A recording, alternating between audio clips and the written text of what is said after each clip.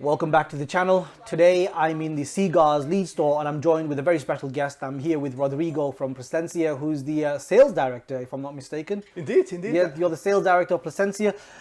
Thank you so much for joining me in this video. I really appreciate it. I've been looking forward to doing this video. I've been speaking to Anthony for a while. I'm like, when's he coming? What's the date? And, he sent me a message finally today. He goes, oh, we're coming at 4 o'clock. I'm like, yes, thank God. Let's get this done.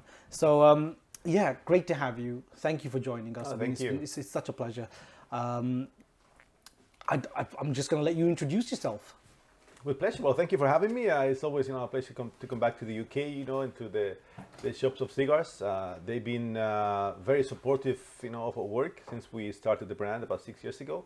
So it's a way for me to say, thank you to the support of cigars, to the whole team and to you guys. I'm Rodrigo Medina, 100% puro Nicaragua, not a blend.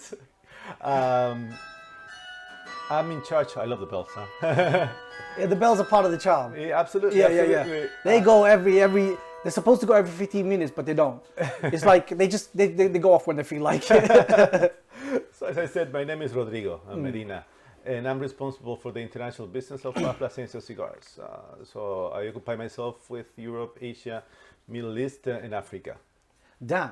Yeah. Damn. So a little territory, yes. Yeah. Different time zones. That's a lot. So you have to travel a lot, I'm assuming. I did.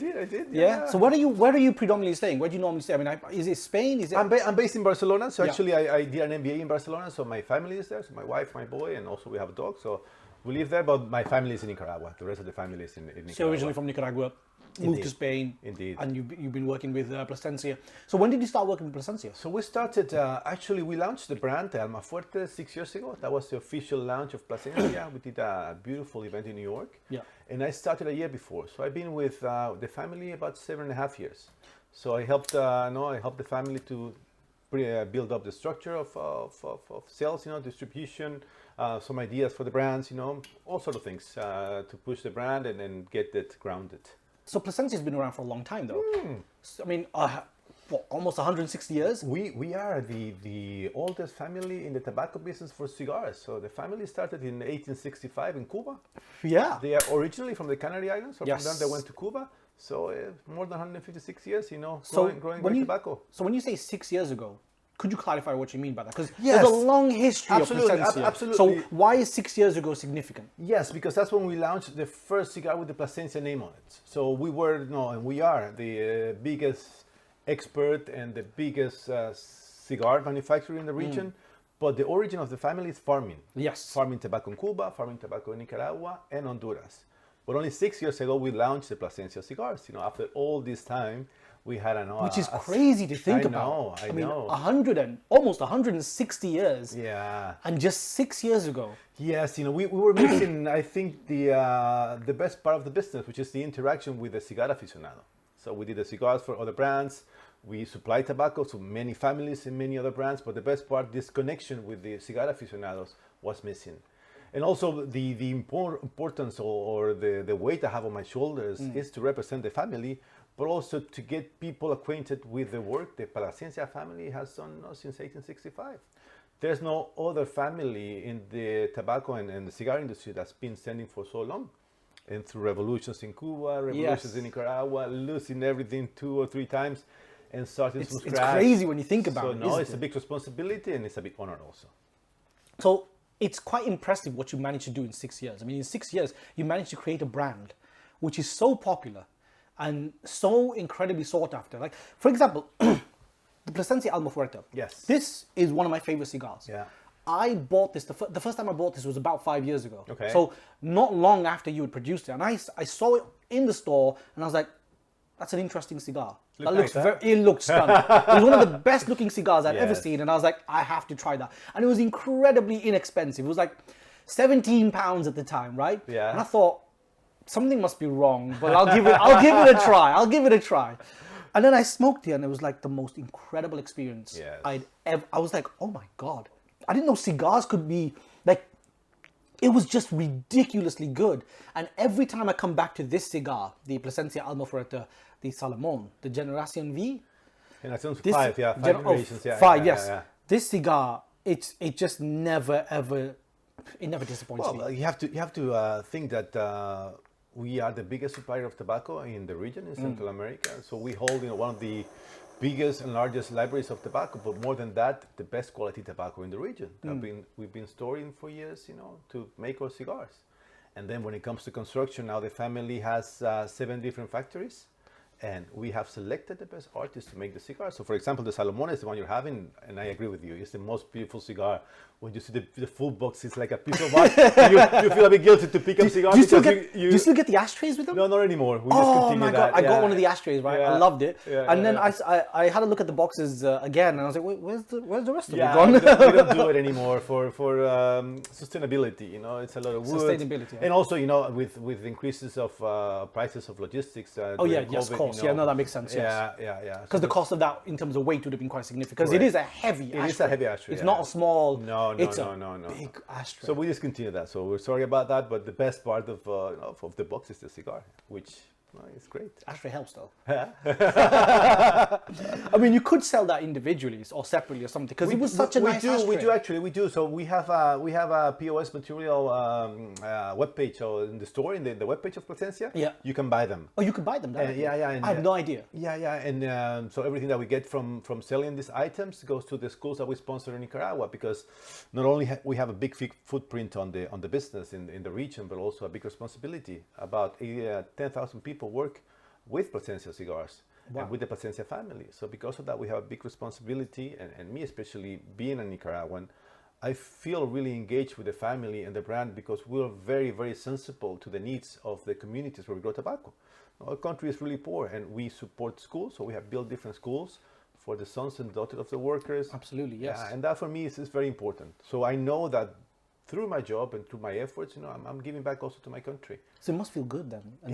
Because not only it's your home country, and you're being able to do something to give back to. The way I see it, it's a very karmic relationship, because we're making cigars for people to connect, to get people together in lounges or at home, also to disconnect, because sometimes days can be tough. Yes. And we want to be alone with the cigar and enjoy the cigar.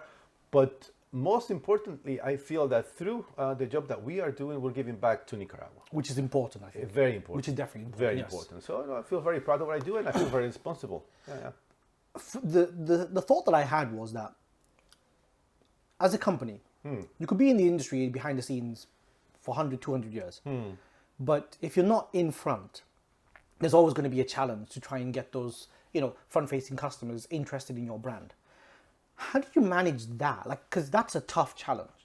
You can have the relationships behind the scenes with the manufacturers or other manufacturers and say, yes, we make incredible tobacco, but quality is just one thing. It's the marketing, which is the difficult task, right? So how were you able to get so far ahead in such a short period of time? What was the strategy? The beautiful thing about this last 6 years is been all organic. It's like you going to the humidor, looking at a beautiful cigar named Plasencia, kind of finding out who we were, and then trying the cigar, and then the magic happens.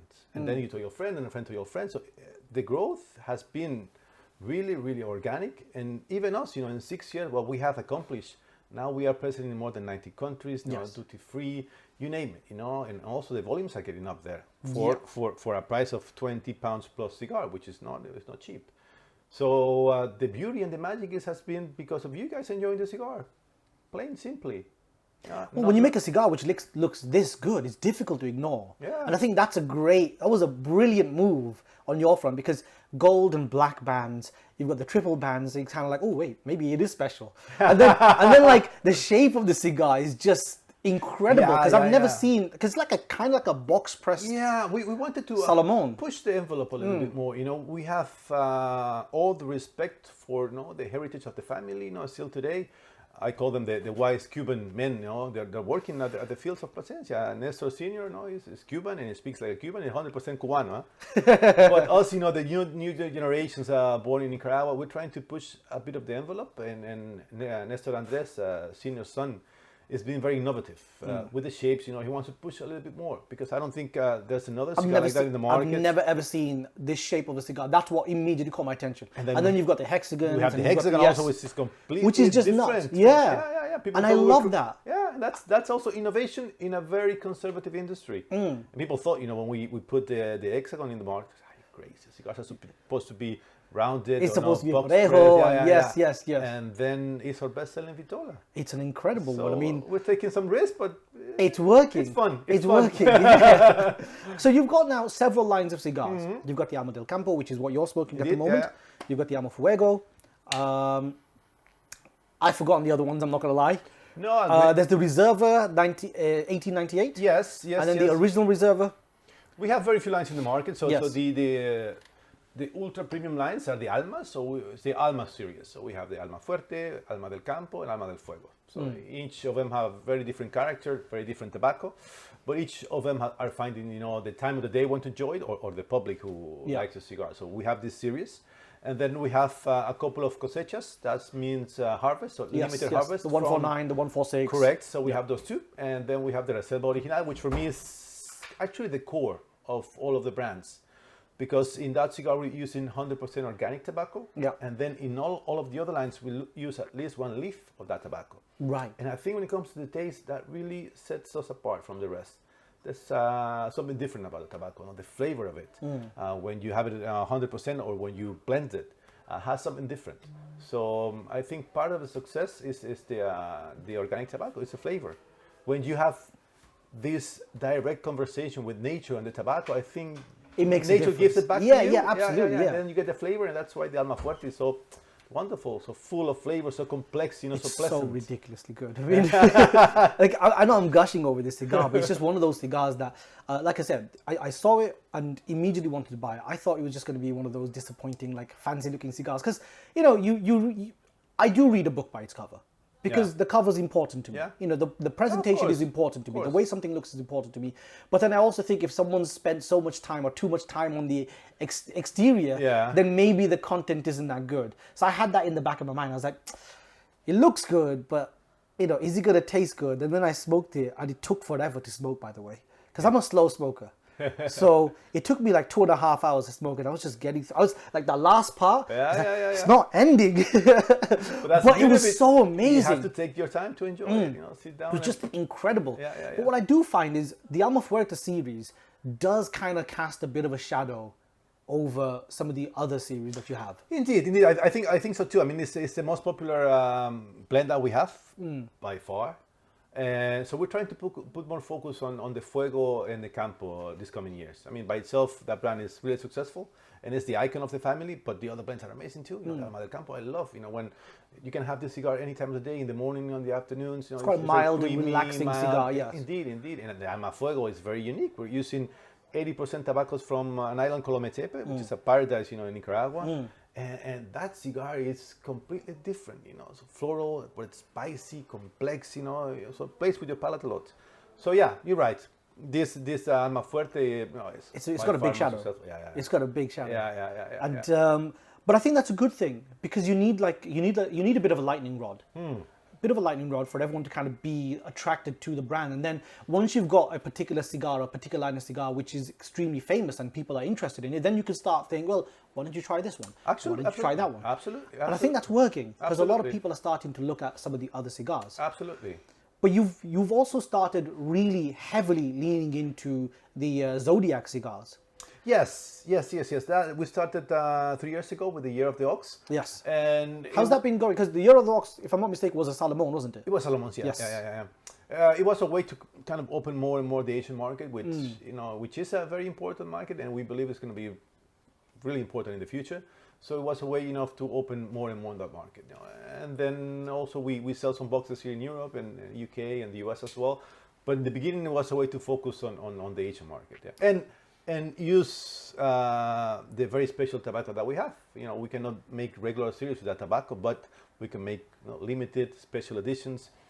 And that's the beauty of it. We have stocked so much of this amazing tobacco that we let it speak to us, not to know when it's ready, and then when it's ready, we'll put something special together. So the Zodiac cigars are very limited rate selections of tobacco. Indeed. Once it runs out, it's basically gone. Indeed, yeah. Are you planning on remaking any of them, or is it going to be completely different? No, because the tobacco is gone. I mean, it's literally gone. Yeah. Right. Absolutely. But we do have other tobaccos, from which you could potentially make others. Yeah. We have. No, I think one of the biggest advantages is that Plasencia has access to all the terroirs in Nicaragua and Honduras. So with those terroirs, we can make amazing blends. But then if you add on to that the aging of that tobacco, Takes a long time. and then the beauty, I think that the real beauty is going really deep inside within the terroirs. How much we have developed the understanding to these terroirs and understanding what this terroir needs to get you more flavor, more complexity. And that is, I think, where the beauty lies. So we have access to all that tobacco. We grow it, we do all the processes to our best capacities, and we are in control of all the You're in quality. full control from like start to finish now as well, especially with your own brand, because there's no middleman. It's just directly from like. Correct, and that's a strength. And I think there are very few families that can say that, that they grow their own tobacco, that they make their own cigars, everything we make, the boxes we make also ourselves. Only the rings we don't print, but everything else, is Everything directly made from yourself. Plasencia. So going back to the Asian markets for a second, the Asian markets like China, for example, it's a big market, it's a huge market, but historically it's been very concerned or very more interested in Cuban cigars. Indeed. And even within like the Cuban portfolio, they're only interested in particular brands from Habanos. So it's a bit of an uphill battle trying to get their attention towards other cigars for a lot of brands. Yeah. But you've managed to kind of overcome a lot of those barriers. And what is it that's kind of attracted the Asian market to Plasencia? What do you, because they're quite particular. Well, I think it's kind of I see it as a wave, First it started in the US, where Nicaragua is number one, I think, with a big difference now. First, and then the Dominican cigars, of course, because of the embargo, the Cuban cigars are not available in the US. But then in Europe, since we started 6 years ago, I think so many countries changing. In the past it was very heavily centric Cuban cigars. Yes. But that has changed rapidly. And I think that will happen also in Asia. I think it's just a matter of education. As people get acquainted with the process, with the blends, with the history, they'll understand more and more cigars, and they will open the palates to Nicaraguan cigars, to Dominican cigars. And I think it's just a matter of time. I think it is, because even in the UK, historically, we've been very concerned, or more concerned about Cuban cigars. And now we're getting very close to that 50-50 split, where people are quite happy to purchase cigars from any region, whether it's Honduras, Nicaragua, Dominican Republic, and even like cigars produced in Mexico, which a lot of people were kind of like thinking, not interested, but people are starting to explore. People are starting to be interested. Absolutely. It's about flavor, it's about experiencing. I think it's very similar to wines, for example. I don't only drink Spanish wines or French wines. I drink, Argentinian, South African, Chilean, because I like to try the terroir from these regions. And it's the same with cigars. As far as it has to be, good quality. That's what we want all of our colleagues to do. Which is the main thing. Increase the quality yes. to attract more and more people to a beautiful world of cigars. So it's I think every terroir, has a different characteristic. Nicaragua for sure, Cuba for sure, but it's a matter of loving, the cigars, loving the experience, and finding out, what fits your palate. And for that, you need to understand, each terroir. Yes, absolutely. Yeah. What are you most excited about? Like, moving forward, there must be certain projects that are coming up and certain things. I know you can't tell me everything, but are there little tidbits that you could maybe say, maybe you should probably watch out for this one, or this is something which is quite interesting to look forward to? More than let's say a product itself, I'm really excited about the job that Nestor Andres and his team are doing in Nicaragua, because he's going really, really deep into understanding the terroir and the tobacco. And to give the earth, and the plants what they actually need. And for that, he's using some technology, to test the nutrients in the soil, for example. And we're giving more nutrients to the soil, natural nutrients to the soil, so we can get richer flavors. So that's, I think, where the fun part will really happen. And I think very soon we're going to launch the first line with this very special tobacco. Unique tobacco that nobody else has been able to develop and to grow like the Plasencia family. What's the time frame on that? Do you know? I think year and a half. Year and a half. Yeah. That's not far away. You have to wait until the tobacco that's not that is far ready. away. That's not that far away. No, because they've been working with tobacco for 156 Exactly. years. So there's some things that Nestor has been working now for some years, and the tobacco is almost ready. So I'm excited about that. I'm excited about that. So about a year and a half, we might be seeing something quite special there. Yeah. Okay. Can you give any more information? That's it. Fair enough. Yeah. Do you have one last thing I wanted to talk about was in terms of your role. So this was this kind of this brand as a company only came up as 6 years ago. But did you work with Plasencia before that as a? No. Actually, my story with Plasencia, it's a dream come true. Because I've been in Spain now for 20 years. I went there to an MBA. I met my wife, so I ended up staying in Spain. I love the country. But I'm a Nicaraguan, and I'm a very proud Nicaraguan. And sadly, a lot of people in the world know Nicaragua for negative reasons. And I only know Nicaragua for cigars. Yeah. So it's very positive on my side. But if you Google Nicaragua, you'll find some things out, about our past, And I've always thought that Nicaragua has great things like cigars, like rum, like for the caña, for example, which is a wonderful rum, like cacao, like coffee from Nicaragua. But for some reason, 7 or 10 years ago, I didn't feel that the people knew that. So, every time that I went to Nicaragua, I tried to encourage a company to actually hire me. Because what I found in my professional career, it was a passion was lacking. Yeah. And about 8 years ago, my father met with Nestor in a Puro Sabor festival. And Nestor told my father that he was thinking about launching his own brand of cigars. Also, the opportunity just So my father called me, and I called Nestor, and I went straight to Esteli, and I said, if you are going to go ahead with this project, I need to be that person for you internationally. And my dream came true. That's amazing. That's and a since story. then, you've been working on this incredible brand. Yeah. Like you said, it's a dream come true. Absolutely. For Nicaraguan, I'm really proud to represent the country, to represent the Plasencia family, and to see all cigars, at such fine establishments as here. We go to London and find the cigar there, Tokyo, all over the world, Paris, Madrid, you name it. Cigars are all over the place. Are you guys hiring? People are enjoying. We might be.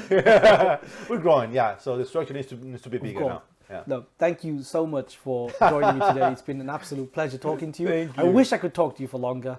Unfortunately, we've got other things that we're working on right now as well. We've got an event that we have to do, and I'm sure you have to talk about the incredible cigars that we've got today. So I'm looking forward to that as well. Thank you for joining us. Thank you for having me. It's been a pleasure. Cheers. Thank you.